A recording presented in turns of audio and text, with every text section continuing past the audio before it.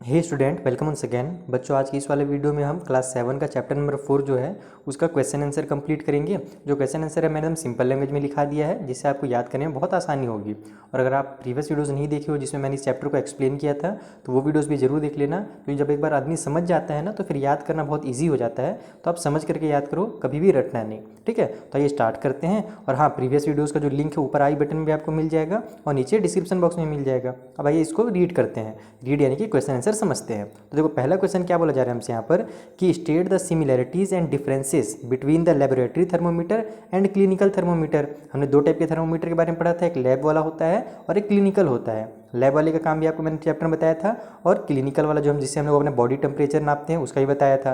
तो देखो यहाँ पर इसका आंसर इस तरीके से हो जाएगा। सिमिलरिटीज़ में कौन कौन से लिखना आप कि both clinical and laboratory thermometer have long narrow uniform glass tube, यानी कि दोनों जो थर्मोमीटर होते हैं उनके में एक लंबा सा पतला सा ग्लास का ट्यूब होता है। ठीक है, दोनों में होता है ग्लास का ट्यूब। उसके अलावा the bulb of both the thermometer have mercury in them, और जो उनका बल्ब होता है लास्ट में, यानी कि जो कॉर्नर होता है ना, जैसे इस तरीके से थर्मोमीटर होता है तो उसका लास्ट में जो कोना होता है उसी को उसका बल्ब कहते हैं। ठीक है, और इसके अंदर क्या होता है, मरकरी होता है। ये मैंने आपको चैप्टर में समझाया था। ठीक है, तो दोनों के में मरकरी होता है। लेकिन डिफरेंसेस क्या है कि जो टेम्परेचर होता है ना क्लिनिकल थर्मोमीटर, जिसे हम बॉडी का टेम्परेचर लेते हैं, वो हमारा 35 डिग्री सेल्सियस से 42 डिग्री सेल्सियस तक होता है। तो यहाँ पर आप लिखोगे कि the temperature range of clinical thermometer is from 35 degree Celsius to 42 degree Celsius, while that of laboratory thermometers is from -10 degree Celsius to 110 degree Celsius. जबकि जो लैब वाला थर्मोमीटर होता है उसका जो आप देखोगे रेंज कितना है, तो -10 से लेकर के, यानी कि बहुत ठंड से लेकर के वो बहुत गर्म तक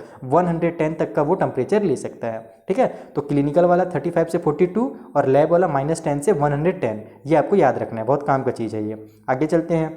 तो एक और डिफरेंस लिख लेना कि जो क्लिनिकल थर्मोमीटर होता है वो किस चीज़ के लिए यूज़ होता है, हमारे बॉडी के टेम्परेचर के लिए। तो clinical thermometer is use to measure the temperature of human body. ठीक है, however laboratory thermometer can not be use to measure the temperature of human body, यानी कि जो क्लिनिकल थर्मोमीटर होता है वो ह्यूमन बॉडी के टेम्परेचर के लिए मेजर करने के लिए यूज़ किया जाता है। जबकि जो लेबोरेटरी थर्मोमीटर होता है उससे हम लिक्विड वगैरह मेजर करते हैं, ह्यूमन के बॉडी का टेम्परेचर मेजर उससे नहीं किया जा सकता, क्योंकि जैसे उसे हम बॉडी से हटाएंगे उसका जो हमारा क्या बोलते हैं मरकरी होता है वो तुरंत अपना क्या कर लेता है, पोजीशन चेंज कर लेता है। ये सब मैंने आपको चैप्टर में बहुत डिटेल में समझाया है। चलिए अब दूसरे क्वेश्चन के पास चलते हैं।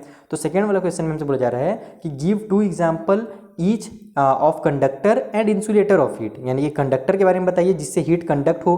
कंडक्ट मतलब होता है पास होना एक तरह से। ठीक है, तो हीट जिसमें से पास होता है वो भी बताना है, और इंसुलेट होता हो यानी कि जिसमें हमारा हीट रुक जाए, जिससे पास ना हो हीट, वो भी बताना है। तो कंडक्टर में कौन कौन से हो जाएंगे, एल्यूमिनियम और आयरन हो जाएगा कंडक्टर आपका हीट का, इससे अच्छे से एकदम पास हो जाता है हमारा हीट। और जो इंसुलेटर हो जाएगा वो वुड और प्लास्टिक हो जाएगा। वुड और प्लास्टिक में हमारा जो हीट है वो रुक जाता है, उसमें वो एक जगह, जैसे मान लो एक प्लास्टिक का लकड़ी है, मान लो इस तरीके से प्लास्टिक का बना हुआ है, तो यहाँ पर अगर हम इसको गर्म करेंगे ना तो ये कॉर्नर उसका गर्म नहीं होगा। जबकि अगर यही लोहे का रहे, आयरन का रहे, तो इस कॉर्नर में गर्म करने से वो हीट आगे चलते जाएगा और ये कॉर्नर भी गर्म हो जाता है। तो इसी को बोलते हैं कंडक्टर, जो पास होता है और जिसमें रुक जाता है हीट, उससे हम लोग बोलते हैं इंसुलेटर। ठीक है, अगला क्वेश्चन चलते हैं, क्वेश्चन नंबर 3 में। तो यहाँ पर हमको फिल इन द ब्लैंक्स दिए गए हैं। पहला क्वेश्चन है कि the hotness of an object is determined by its temperature, यानी कि जो हॉटनेस होगा कि कितना गर्म है, तो उसको हम लोग कैसे उसको डिटरमाइन करते हैं, किस तरीके से बताते हैं, तो उसके टेम्परेचर के थ्रू बताते हैं कि उसका टेम्परेचर कितना है, उसी हिसाब से पता चलता है कि उसका हॉटनेस कितना है या गर्म कितना है वो।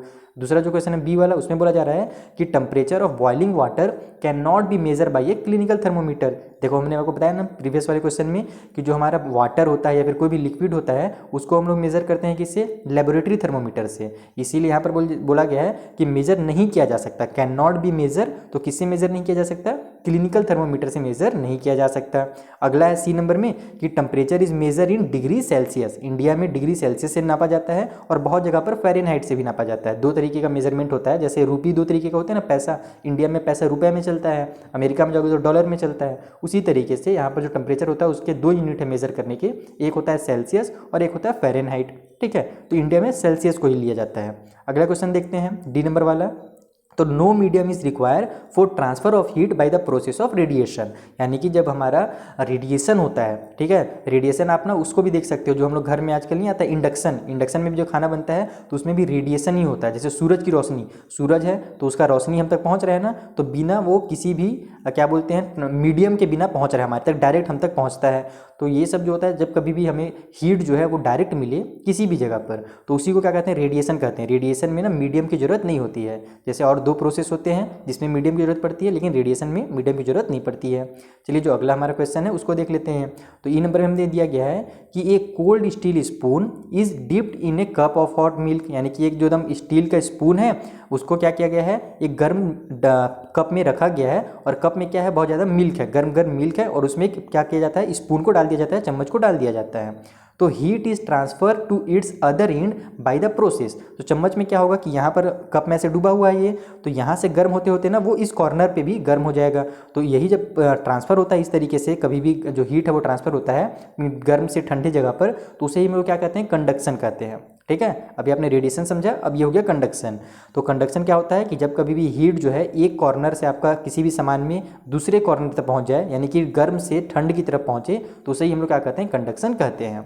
ठीक है, और लास्ट जो हमारा क्वेश्चन है कि cloth of blank colour absorb more heat better than cloth of light colours, यानी कि जो हल्के कलर्स होते हैं उसमें क्या हो जाता है, जो एनर्जी होता है, यानी कि आप कह लो हीट, ठीक है ना, जिससे हम लोग गर्मी के दिन में ठंड के दिनों में हम गर्म कपड़ा ब्लैक कपड़ा पहनते हैं, और गर्मी के दिनों में हम वाइट कपड़ा पहनते हैं। इसका वजह यही रहता है कि जो डार्क कलर होता है ना वो हीट को बहुत अच्छे से एब्जॉर्ब करता है। इसलिए देखना आप जैकेट वगैरह जो होते हैं ना वो क्या होते हैं, ब्लैक कलर के होते हैं, क्योंकि उसमें हीट ट्रैप हो जाता है। चलो ये सब आगे और क्वेश्चन आएगा तब मैं और डिटेल में आपको समझाऊंगा, फिलहाल के लिए इतना ही। आगे चलते हैं क्वेश्चन नंबर 5 में। तो discuss why wearing more layer of clothing during winter keep us warmer than wearing just one thick piece of clothing, यानी कि देखो क्या बोला जा रहा है कि हम पतले पतले दो कपड़े पहन ले, जैसे कि इनर पहनते हैं और उसके ऊपर शर्ट पहन ले, या फिर अगर हम एक केवल मोटा सा शर्ट पहन ले, तो हमको इसमें क्या होता है, ज़्यादा बेटर फील होता है, जबकि शर्ट में हमको ज़्यादा बेटर फील नहीं होता, मोटा शर्ट में। तो देखो क्या वजह है ना कि जो हमारा ये दो लेयर जब बन जाता है ना, तो उसके बीच में एयर ट्रैप हो जाता है, हवा जो होता है वो रुक जाता है। ये मैंने आपको चैप्टर में लास्ट में समझाया भी था कि जब दो लेयर बन जाते हैं तो उसके बीच में हवा रुक जाता है, और हवा जब रुकता है तो इसके हमारे बॉडी से जो हीट बाहर निकलने वाला रहता है ना वो बाहर नहीं जा पाता है, वो हमारे बॉडी के अंदर ही जम जाता है, जिससे हमको क्या होता है, गर्म फील होता है। समझ में आया मेरी बात? तो उसी के इसका आपको आंसर यहाँ पर लिखना है कि ड्यूरिंग विंटर, ठंड के समय में, we prefer wearing more layer of clothing than just one thick piece of clothing because air gets trap in between the various clothing layer, यानी कि दोनों जो लेयर होते हैं उसके बीच में, कपड़ों का जो लेयर होगा उसके बीच में एयर क्या हो जाता है, ट्रैप हो जाता है, फंस जाता है। तो being a poor conductor of heat, air prevent heat loss from our body, क्योंकि जो एयर है वो क्या है, पुअर कंडक्टर है, हीट को वो पास होने नहीं देता है, इसीलिए हमारे बॉडी के अंदर हीट रुक जाता है। ठीक है, और हमको गर्म लगता है, विंटर के समय में भी अच्छा लगता है। तो ये इसका आंसर हो जाएगा। चलो अगला जो हमारा क्वेश्चन है, क्वेश्चन नंबर 6, उसको देख लेते हैं। यहाँ पर क्या बोला जा रहा है कि look at figure, mark where the heat is been transfer by conduction, convection and radiation. तो ये मैंने आपको चैप्टर में समझाया था कि कंडक्शन, अभी देखो अभी भी समझाया मैंने आपको प्रीवियस वाले क्वेश्चन में कि कंडक्शन से कैसे पास होता है हीट और रेडिएशन से कैसे पास होता है। कन्वेक्शन के बारे में आपने नहीं पढ़ा था। देखो जो आपका जो डायग्राम दिया होगा ना, यहाँ पर मैं डायग्राम को नहीं लगाया हूँ, पहला जो हमारा ट्रांसफर हो रहा है बर्नर से पेन तक, वो कहाँ से होगा, रेडिएशन से होगा। मैं आपको दिखाता हूँ इसका, एक सेकेंड, बुक वाला जो हमारा चैप्टर है ना इसको खोल करके दिखाता हूँ, एक सेकेंड रुको। ओहो ये तो दूसरा कुछ खुल गया, इसको हटाओ, कहाँ गया हमारा फाइल, ये रहा। तो देखो यहाँ पर ओपन हो जाओ, कहाँ गया, फ़ोटो देखना है मुझे, एक सेकेंड, ये बार बार क्यों आ जा रहा है भाई, हट जाइए, नहीं हट रहा है, कहाँ से हटेगा ये हमारा, हटाओ, नहीं हट रहा, छोड़ो, लेकिन हटेगा नहीं तो दिखेगा नहीं। अच्छा सुनो, अच्छा हाँ हट गया, चलो बहुत अच्छी बात है। कहाँ गया भाई, मैं जो खोज रहा हूँ फोटो, ये रहा। देखो तो बर्नर से जब वो पेन तक पहुँच रहा है ना, तो वो रेडिएशन से पहुँच रहा है, क्योंकि देखो वहाँ पर कोई मीडियम आपको दिख रहा है क्या, नहीं है। तो इसका जो फर्स्ट वाला आंसर हो जाएगा यहाँ पर, एक सेकेंड फिर से आते हैं हम लोग PDF में। तो ट्रांसफर फ्रॉम हीट है ना, burner to pan by radiation, यानी बर्नर से जो पेन तक पहुंच रहा है वो रेडिएशन के थ्रू पहुंच रहा है। फिर जो हमारा पेन से वाटर के अंदर पहुंच रहा है तो वो कंडक्शन के थ्रू पहुंच रहा है, दोनों क्योंकि आपस में क्या है, ज्वाइंट है। तो वाटर से हमारा जो पेन है उसमें सटा हुआ है वाटर, तो उसी से क्या होता है, वहाँ पर कंडक्शन के थ्रू पहुँचता है। और जो हीट है वाटर में, यानी कि जो देखो वाटर बहुत ज़्यादा है, मैं आपको यहाँ पर ही डायग्राम बना देता हूँ, बार बार वो फोटो खोलने में बड़ा दिक्कत हो रहा है। तो ये देखो ये वाटर है, नीचे में ये बर्नर है। तो बर्नर से जो हीट निकल रहा है ना, वो इस बर्तन तक, ये पेन तक जो पहुँच रहा है, ये रेडिएशन की वजह से पहुँच रहा है। फिर यहाँ पर जब पहुँच जाता है हीट, गर्म जब ये हो जाता है बर्तन हमारा, तो वो फिर वाटर के नीचे वाला जो लेयर रहता है, जो नीचे में वाटर है ना, बूंद बूंद, उसको वो गर्म करता है। वो क्यों गर्म कर रहा है, क्योंकि दोनों आपस में सटे हुए हैं, ये कंडक्शन हो रहा है यहाँ पर। और उसके बाद वाटर जो नीचे वाला है वो गर्म होता है, और फिर ऊपर वाला जो ठंडा वाटर रहता है ना, क्या होता है कि नीचे जो गर्म वाटर है वो ऊपर चला जाता है, और ऊपर का ठंडा वाटर नीचे आ जाता है। इसी को हम लोग बॉयल करना भी कहते हैं। देखना जब पानी बॉयल होते रहेगा ना, तो पानी ऊपर नीचे होते रहता है, तो उसको क्या बोला जाता है, कन्वेक्शन कहा जाता है, कि गर्म से ठंडे की तरफ जो वापस आता है पानी, उसे हम लोग कन्वेक्शन कहते हैं। तो ये हो जाएगा इसका आंसर। ठीक है, उतना इंपॉर्टेंट क्वेश्चन नहीं है, लेकिन अब डायग्राम के थ्रू दिया था तो अच्छी क्वेश्चन है, क्योंकि इससे आप बच्चों को ना बहुत ज़्यादा क्लियर हो जाता है कॉन्सेप्ट। चलो जो क्वेश्चन नंबर 7 उसे समझते हैं। तो इन place of hot climate it is advise that the outer wall of house be painted white. Explain, यानी कि जो गर्म जगह होते हैं, है ना, जैसे कि मान लो आप राजस्थान वगैरह जहाँ पर गर्मी बहुत ज़्यादा पड़ता है, तो वहाँ पर जो हाउस का बाहर वाला है ना एरिया, उसको वाइट कलर पेंट किया जाता है। अब ऐसा क्यों है? तो मैंने आपको पहले ही बताया कि जो वाइट कलर होता है, लाइट कलर यानी कि हल्का कलर जो होता है, वो हीट को एब्जॉर्ब नहीं करता, हीट को वो रिफ्लेक्ट करता है, जबकि जो ब्लैक कलर होता है, डार्क कलर, वो हीट को एब्जॉर्ब करता है। तो इसका आंसर यही हो जाएगा कि in place of hot climate it is advise to paint the outer walls of house as white because a light colour such as white reflect back most of the heat that fall on it. यानी कि जितना भी उसमें पड़ता है heat, जितना भी उसमें जाते से, मान लो ये घर है तो वाइट कलर का अगर पेंट है इसमें, तो हीट जैसे इसमें आएगा ना, तो ज़्यादातर हीट वापस हो जाता है, वो उसमें अंदर एब्जॉर्ब नहीं होता, उससे अपने को गर्म नहीं लगता है घर के अंदर। ठीक है, ये इसका आंसर हो जाएगा। 8 नंबर का क्वेश्चन देखो क्या है कि 1 litre of water at 30 degree Celsius, water 1 litre है, उसमें 30 डिग्री सेल्सियस उसका टेम्परेचर है, is mixed with 1 litre of water at 50 degree Celsius, यानी कि उसको मिला दिया जाता है 50 डिग्री सेल्सियस के वाटर के साथ, तो जो टेम्परेचर होगा मिक्सर का वो कितना होगा? ये ऑप्शन है हमारे पास 80 डिग्री सेल्सियस, दूसरा है more than 50 degree Celsius but less than 80 degree Celsius, और ऑप्शन कितना है? तो सी वाला ऑप्शन है हमारे पास 20 डिग्री सेल्सियस, और डी हमारे पास कि बिटवीन 30 एंड 50 डिग्री सेल्सियस। तो देखो 30 डिग्री पहले था, उसमें 50 डिग्री का मिला दिया गया, तो जो उसका टेम्परेचर होगा ये इन्हीं दोनों के बीच में होगा, जाहिर सी बात है। तो इसका आंसर हो जाएगा between 30 degree Celsius and 50 degree Celsius. ठीक है, अगला क्वेश्चन देखो, क्वेश्चन नंबर 9 में क्या बोल रहा है कि an iron ball at 40 degree Celsius is drop in a mug containing water at 40 degree Celsius. यानी कि एक देखो वाटर में, मतलब कि एक मग है उसमें वाटर है, और वाटर का जो टेम्परेचर है वो 40 डिग्री सेल्सियस है। एक आयरन का लोहा का बॉल लिया जाता है और उसको उस वाटर के मग में डाल दिया जाता है, और इस जो बॉल है इसका भी जो टेम्परेचर है वो भी 40 डिग्री सेल्सियस है। तो अब हमसे बोला क्या जा रहा है क्वेश्चन में कि आप ये बताइए कि जो हीट होगा, ठीक है, जो गर्मी है वो flow from iron ball to water, वो क्या होगा? आयरन बॉल से वाटर की तरफ निकलेगा। ठीक है, जैसे हम लोग गर्म चीज़ को अगर ठंडे पानी में डालते हैं तो क्या होता है, हमारा जो गर्म चीज़ रहता है वो ठंडा हो जाता है। जैसे कि मान लो बर्तन गर्म है, उसको आप ठंडे पानी में डाल देना तो बर्तन ठंडा हो जाएगा। क्यों ठंडा हो जाता है? क्योंकि हम क्या जानते हैं कि जो हीट होता है वो गर्म से ठंडे की तरफ जाता है। कभी भी जो हीट होगा ना वो गर्म से ठंडे की तरफ जाता है, ये ध्यान रखना। लेकिन यहाँ पर तो दोनों का टेम्परेचर क्या है? सेम है, तो दोनों क्या है? बराबर गर्म है, कोई भी उसमें से ज़्यादा गर्म या ज़्यादा ठंडा नहीं है। तो यहाँ पर हमसे और भी ऑप्शन दिया गया है कि not flow from iron ball to water और flow from water to iron ball, यानी कि दोनों में से किसी भी तरफ वो नहीं जाएगा। और फिर तीसरा ऑप्शन है कि flow from water to iron ball, यानी कि वाटर से आयरन बॉल की तरफ हीट जाएगा, गर्मी जाएगा, और increase the temperature of both, या फिर दोनों का टेम्परेचर बढ़ जाएगा।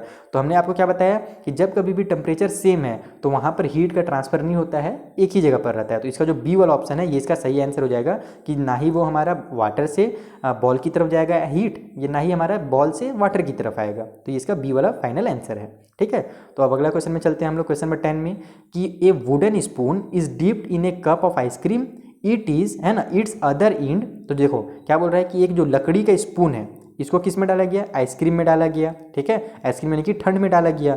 तो जो दूसरा इंड होगा, ठीक है, जैसे कि ये हमारा स्पून, ये मान लो हमारा कप है, इसमें हमने स्पून को डाला, और ये स्पून किस चीज़ का है? वुड का बना हुआ है, लकड़ी का बना हुआ है, ध्यान रखना। और हम क्या जानते हैं, लकड़ी एक हमारा इंसुलेटर होता है, बेड हमारा, यानी कि उसमें हीट पास नहीं होता है। ठीक है, तो यहाँ पर हमारा क्या हो जाएगा, इसमें हमको ऑप्शन क्या दिया है कि become cold bye the process of conduction. वहाँ पर कंडक्शन होगा क्या? तो बिल्कुल नहीं, क्योंकि लकड़ी है उसमें कंडक्शन होता नहीं है, कन्वेक्शन भी नहीं होगा, रेडिएशन भी नहीं होगा, तो डज नॉट बिकम कोल्ड। तो इसका आंसर हो जाएगा डी वाला कि its other end does not become cold. अब क्यों नहीं होगा वो भी मैंने लिख दिया है, as wood is a bad conductor of heat, यानी कि जो वुड होता है, लकड़ी जो होता है, वो अच्छा कंडक्टर नहीं होता हीट का, उसमें हीट एक जगह से दूसरी जगह पास नहीं होता है, इसीलिए ये इसका जो ठंडा ये नहीं होगा, भले उसको हमने ठंडे बॉक्स में डाला गया है। तो चलो अगला जो क्वेश्चन है उसे देख लेते हैं, 11 नंबर वाला।